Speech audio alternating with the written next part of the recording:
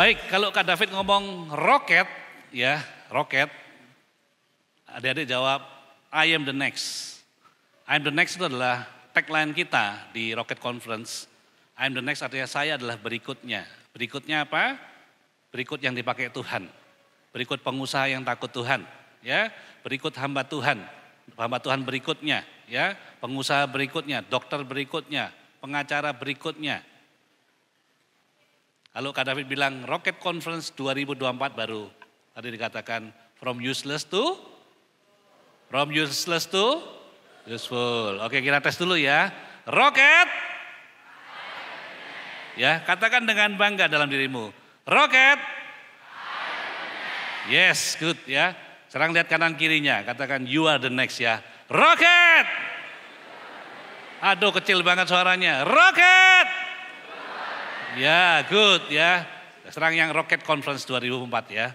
Rocket Conference 2024. Rocket Conference 2024. Berikan tepuk tangan buat kita semua. Yes. Woo. Kalau semangatnya seperti ini saudaraku ya, iblisnya minggat.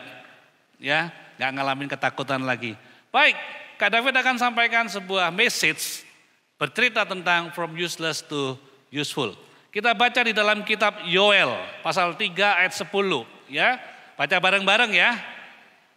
Baca bareng-bareng ya, dari depan kelihatan ya. 1, 2, 3.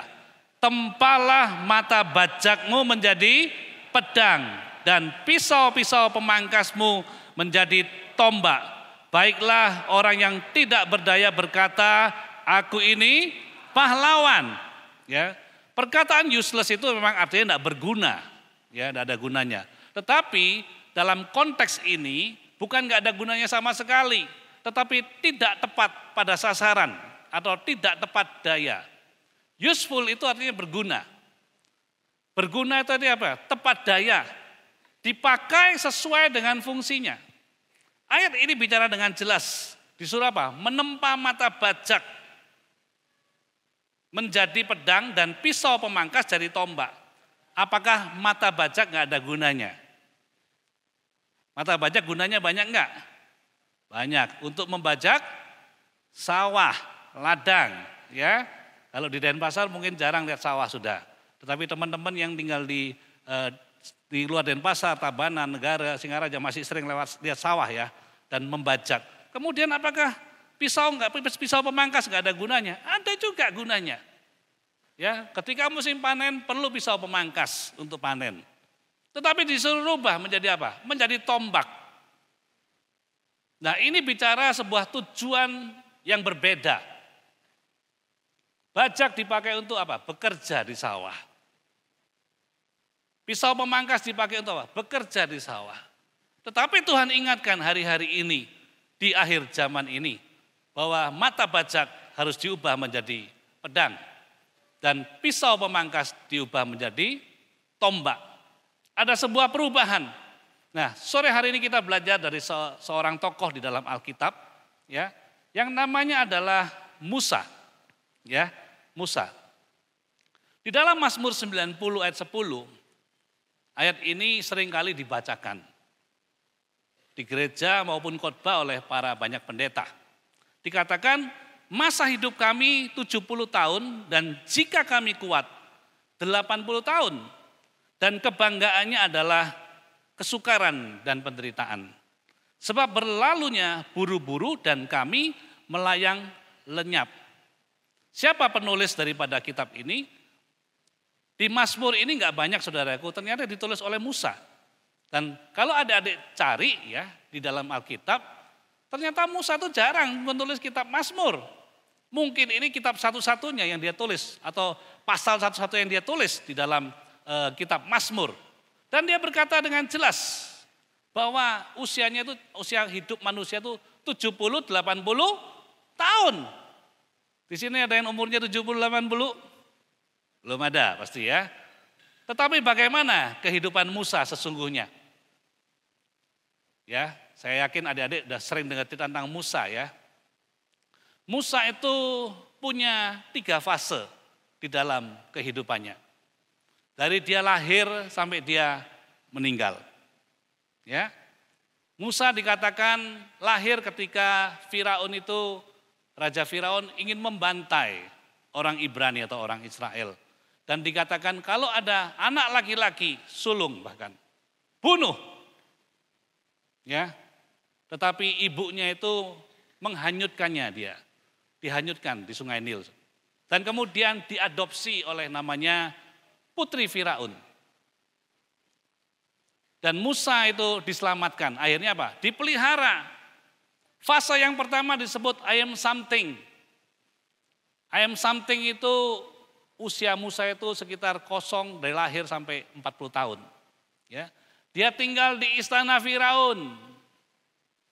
Dilayani, tidak pernah kekurangan makan. Tidak pernah kekurangan keamanan. Semua yang dia butuhkan selalu ada. Sampai bercerita dikatakan satu hari dia berjalan keluar dan dia melihat rekan-rekan sebangsanya yaitu orang Israel dianiaya oleh para penjaga orang Mesir. Dan kemudian Musa muda itu dia nggak terima. Dia berkata, ini teman-temanku sebangsaku. Akhirnya dia bunuh orang Mesir itu saudaraku. Dan ketika Musa bunuh, maka Musa melakukan yang dikatakan pengkhianatan kepada Mesir. Dan Musa melarikan diri dari seorang yang terhormat, punya jabatan, punya pangkat. Ya, tolong panitia juga keliling, ya masih ada yang main handphone ya. Tolong dilihatin supaya mereka terbiasa. Dari orang yang terhormat, kemudian yang terjadi apa? Kemudian dia diburu, dia mesti lari. Dia melarikan diri dari Mesir. Berapa lama Musa melarikan diri? 40 tahun. Dan dia berkata, I am nothing. Aku tidak punya apa-apa. Aku tidak bisa ngapa-ngapain. Kenapa? Ketakutan. Hidupnya penuh dengan ketakutan. Sebab dia nggak tahu dengan pasti bagaimana masa depannya. Dan hari-hari ini banyak orang takut tentang apa? Masa depannya. Dan yang terakhir bicara apa? God is everything. Ya. Kalau adik-adik lihat 2 hari ini Kak David ikut dari hari pertama, dari sesi pertama dan sangat diberkati dengan sesi-sesi yang ada. Ya. Bagaimana Tuhan pakai dan menunjukkan satu persatu janjinya kepada setiap orang yang mau meresponi dia. Apa yang dilakukan Tuhan kepada Musa? Di dalam Keluaran 3 ayat 10-11 dikatakan demikian. Ketika Musa mengembalakan kambing domba di dekat Gunung Sinai, dia bertemu dengan Tuhan secara pribadi dan dikasih tugas. Jadi sekarang pergilah, aku mengutus engkau kepada Firaun untuk membawa umatku orang Israel keluar dari Mesir. Bangsa Israel yang ditindas di Mesir disuruh bawa keluar. Tetapi Musa berkata kepada Allah, siapakah aku ini? Maka aku yang akan menghadap Firaun dan membawa orang Israel keluar dari Mesir. Dan di dalam Kisah Para Rasul dikatakan, Musa yang ditolak oleh bangsanya. Karena ketika dia bicara itu, orang Israel bilang, siapa kamu? Kamu dulu aja melarikan diri. Takut dikejar-kejar oleh para prajurit daripada Firaun. Dan hari ini engkau datang memberikan perintah kepada kami. Tetapi Tuhan membuktikan dari orang yang terbuang itu, yang tidak punya masa depan, tidak punya harapan, hopeless itu. Tuhan pakai Musa. Sore hari ini ada 3 kunci yang Kak David mau sampaikan. Bagaimana pengalaman hidup Musa untuk mengalami from useless to useful. Yang pertama, Musa ketemu secara pribadi kepada Tuhan.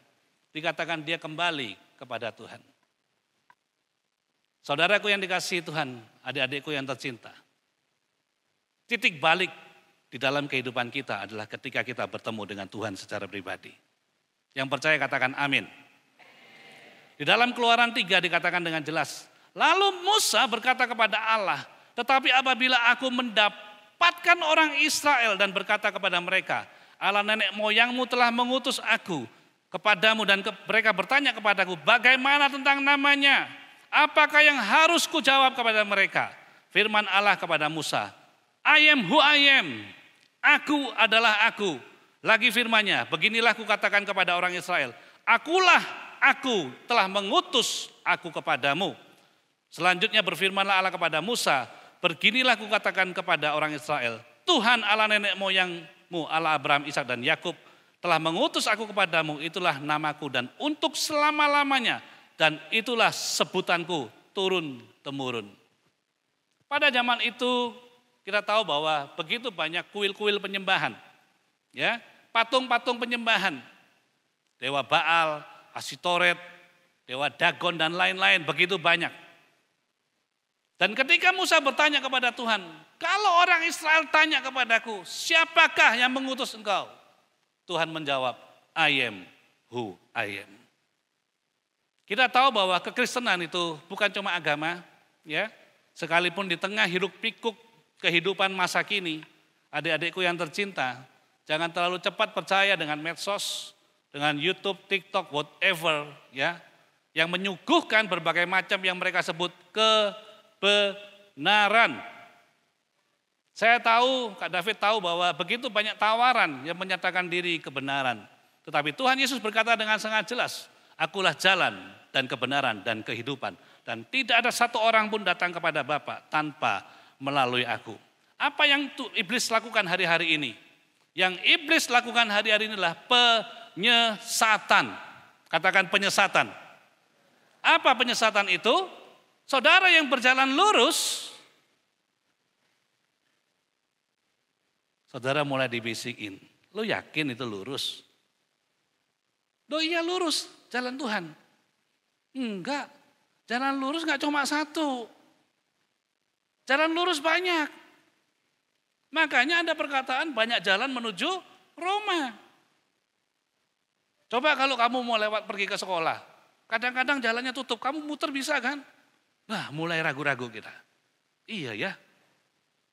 Iblis itu tugasnya melakukan penyesatan. Tetapi Musa ketika ketemu Tuhan, Tuhan berkata, I am who I am.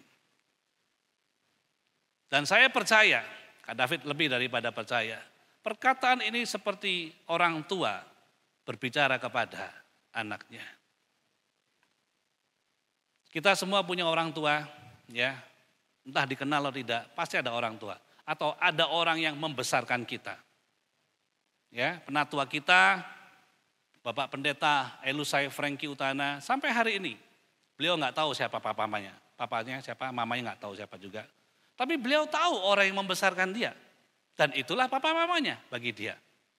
Dan terlebih lagi Tuhan, sang provider atau penyedia itu adalah orang tua yang lengkap bagi kehidupannya. Dan ketika orang tua itu ada, dia bicara, kamu anakku. Dan itu adalah kebenaran yang absolut, kebenaran mutlak yang ada. Sebuah hubungan. Di tengah hiruk pikuk penyesatan ini, Kak David mengajak adik-adik semua, kenali Tuhanmu secara pribadi. Kenali Tuhanmu secara pribadi. Bagaimana Pak caranya saya kenal Tuhan secara pribadi? Caranya adalah menjalin hubungan. Coba kalau kita mau kenalan sama orang, kalau nggak kenalan mana bisa tahu. Sekalipun cuma di Instagram, sapa dulu kan. Nggak mungkin ketemu lu mau nggak jadi pacar gue. Siapa lu gitu loh. Kenal aja enggak dulu. Namanya siapa aja nggak tahu, identitasnya siapa nggak tahu. Pasti kenalan dulu. Tapi langkah demi langkah, ada beberapa tanda. Kenapa? Apa tandanya orang disertai Tuhan? Yang pertama itu selalu ada kasih, damai sejahtera dan sukacita dalam hidupnya. Kak David mendengarkan begitu banyak cerita bagaimana orang itu bertobat, para hamba Tuhan itu bertobat. Dan selalu yang mereka katakan adalah ketika saya ada di tengah-tengah ibadah itu Pak, ketika saya ada di tengah-tengah komsel, ketika saya ada di tengah-tengah acara itu, saya nggak tahu, saya nggak ingat apa yang dikhotbahkan, tapi yang saya tahu hati saya mengalami damai sejahtera. kemudian saya mulai merasakan kehadiran seorang pribadi. Dan membuat saya terenyuh hati saya. Saya merasa begitu dikasihi. Sebagai seorang pengkhotbah, Kak David ditegur Tuhan. Ditegur gimana? Kadang-kadang kita ini sibuk banget loh nyiapin khotbah. Wah, supaya perfect khotbahnya ini, khotbahnya itu, khotbahnya ini, khotbahnya itu. Ayo kalau kita mau jujur kakak-kakak yang bertobat, ketika Anda bertobat masih ingat khotbahnya apa? Saya lupa. Mungkin saya aja yang lupa. Tapi yang saya tahu hari itu, Tuhan jamah hati saya. Ketika saya berkata sama Tuhan, Tuhan aku orang berdosa. Ampuni aku Tuhan. Dan aku mau belajar hidup benar di hadapan-Mu.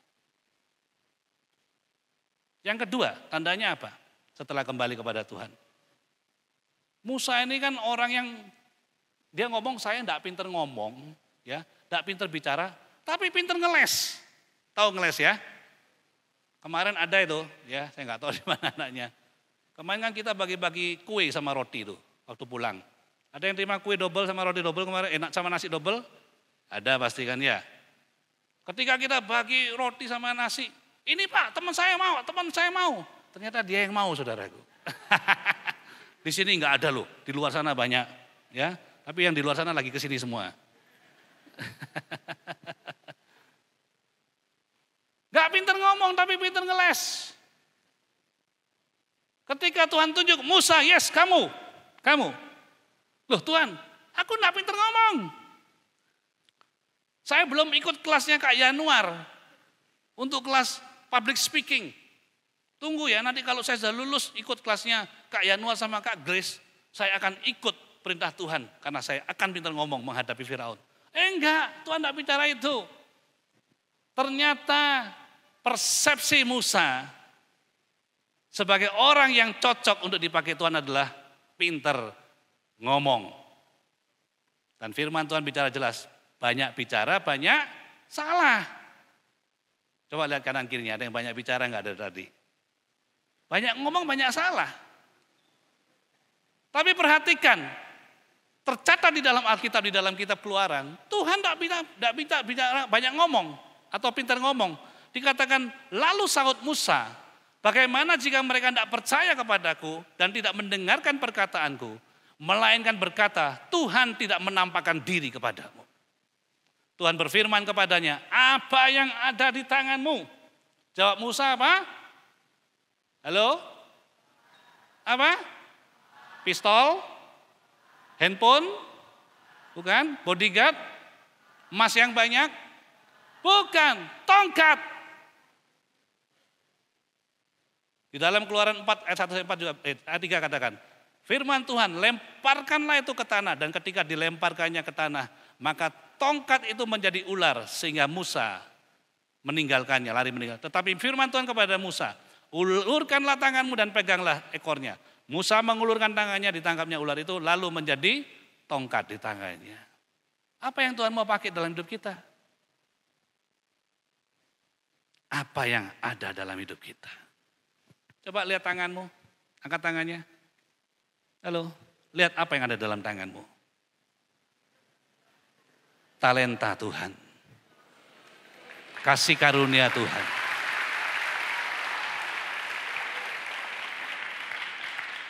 Masih ingat kemarin Kak Edusel bicara banyak?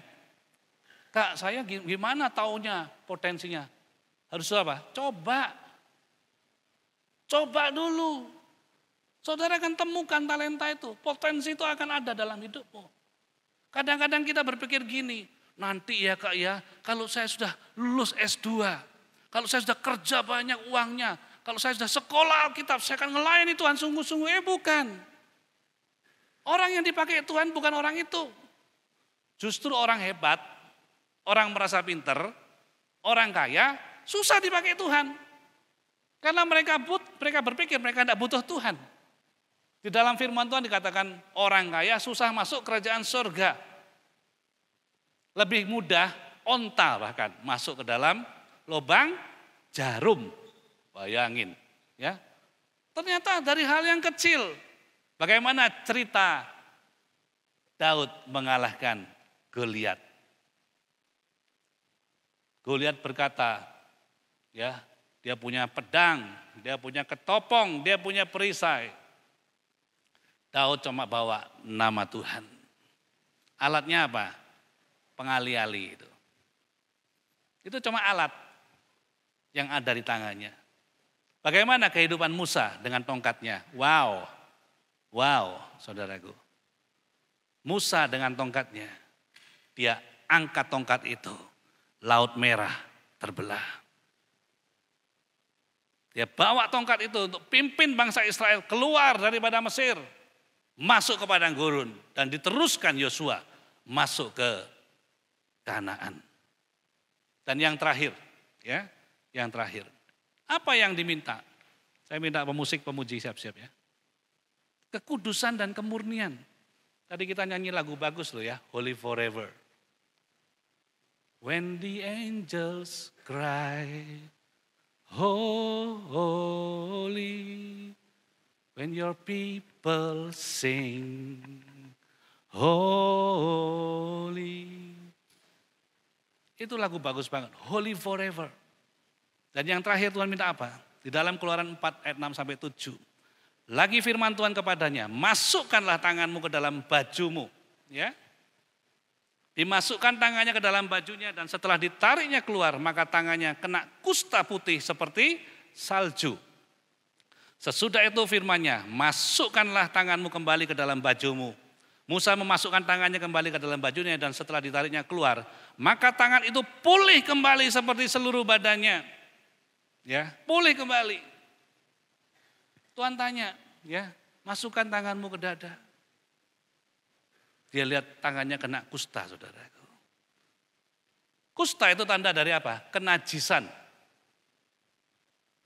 Tetapi yang Tuhan minta apa? Kekudusan dan kemurnian. Ayo pegang dadamu dulu. Coba cek dalam hati kita. Apakah masih ada amarah, benci, iri hati, mementingkan diri sendiri, ketakutan, keraguan-raguan, saudara.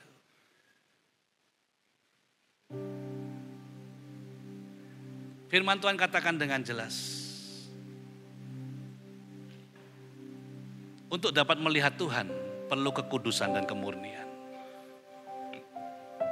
Hanya orang-orang yang kudus dan suci hatinya yang bisa naik ke gunung Tuhan.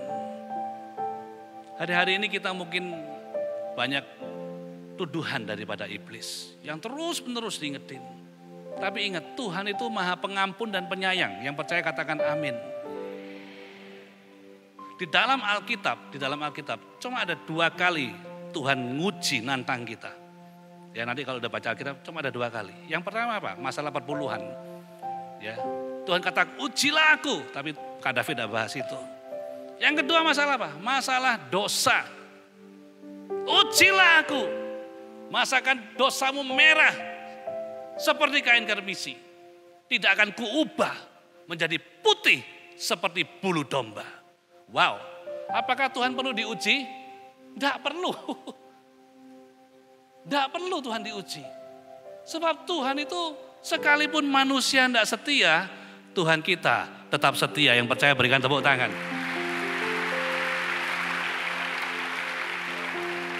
Janjinya ya dan amin. Dan bagaimana akhir daripada kehidupan Musa? Kita lihat ya, Ibrani 11:23. Karena iman, maka Musa setelah ia lahir disembunyikan selama 3 bulan oleh orang tuanya. Karena mereka melihat bahwa anak itu elok rupanya dan mereka tidak takut akan perintah raja. Tidak usah takut sama apa yang ada di muka bumi, apa yang dapat membunuh jiwamu. Tapi takutlah kepada Tuhan. 24, karena iman, maka Musa setelah dewasa menolak disebut anak putri Firaun. Yang dia katakan, I am something, dia tinggalin. Karena ia lebih suka menderita sengsara dengan umat Allah daripada untuk sementara menikmati kesenangan dosa. Ayat 26, ia menganggap penghinaan karena Kristus, ya pikul salib, sangkal diri, ikut jalan Tuhan, sebagai kekayaan yang lebih besar daripada semua harta Mesir. Mesir itu zaman itu negara dikdaya, nggak ada musuhnya. Sebab pandangannya ia arahkan kepada apa? Upah. Bahasa yang lain katakan apa? Pahala. Pahala itu saudaraku kita tidak terima di muka bumi. Kita terima di surga sana. Mahkota kehidupan, mahkota kemenangan, mahkota kemuliaan yang disediakan bagi setiap orang yang percaya dan setia kepada panggilannya. Kemudian apakah Musa mati umur 80 seperti yang tadi dikatakan di Mazmur 90? Enggak. Ulangan 34 mencatat dengan jelas. Lalu matilah Musa, hamba Tuhan itu, di sana di tanah Moab sesuai dengan firman Tuhan. Dan dikuburkannya lah dia di sana di satu lembah di tanah Moab. Di tantangan Bet Peor dan tidak ada orang yang tahu kuburnya sampai hari ini. Enggak pernah ketemu loh. Musa berumur 120 tahun ketika ia mati. Perhatikan ini, matanya belum kabur dan kekuatannya belum hilang. Umur 80, dia hopeless. Udahlah Tuhan, cukuplah. Aku tidak punya masa depan lagi. Beberapa di antara kita mungkin ngalamin itu. Kak David ngalamin itu. Kak Feni kemarin ngalamin itu. Bagaimana dia dibully. Maaf kata, dikatakan babi, dikatakan gajah saudaraku. Saya coba mengulang apa kesaksiannya. Tapi ketika ketemu Tuhan, melihat pengharapan. Ya, Kak Roy mengulanginya dengan jelas. Bagaimana saudara kita, brother Edosel. Dia lahir dia nggak tahu apa-apanya. Dia katakan dia tinggal di bawah jembatan dengan cuma bertembokkan triplek. Dia cerita 1 bulan Kak David. Kok David saya cuma dikasih 300.000 sama mama saya. Ini di Jakarta men. Ya, bukan di kota pedalaman. Mana cukup. Tapi Tuhan buktikan janjinya. Hari ini saudara adik-adikku yang dikasih. Anda tadi sudah mendengarkan banyak cerita dari kakak-kakakmu yang mengalami Tuhan. Dan kita semua enggak mau. Ya enggak mau ada satu orang pun yang ditipu oleh iblis. Karena Tuhan punya rancangan yang dahsyat. Dan ini ayat terakhir, ini ayat bagus. Matius 17 ayat 3. Dikatakan ketika Tuhan Yesus berdoa di Taman Getsemani. Dan murid-muridnya dikatakan berdoa dan berjaga-jagalah. Apa yang dilihat oleh murid-muridnya? Tuhan Yesus sedang bercakap-cakap dengan 2 pribadi. Yang satu namanya siapa? Elia. Satu lagi siapa? Musa men, Musa. Yang putus pengharapan tadi. Dan dia berkata, I'm nothing God. I'm nothing. Saya tidak punya apa-apa lagi. Saya tidak punya apa-apa lagi.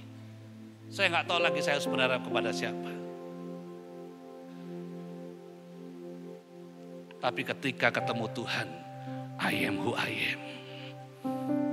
I am who I am. I will make you from useless to useful. Aku akan mengangkat engkau dan tidak ada satu orang pun yang menurunkan engkau. Aku akan membuka pintu-pintumu dan tidak ada satu orang pun yang mendapat mentutupnya. Aku akan membawa engkau jadi pemimpin dan bukan ekor. Aku akan membawa engkau terus naik dan tidak turun. Janji Tuhan itu ya dan amin.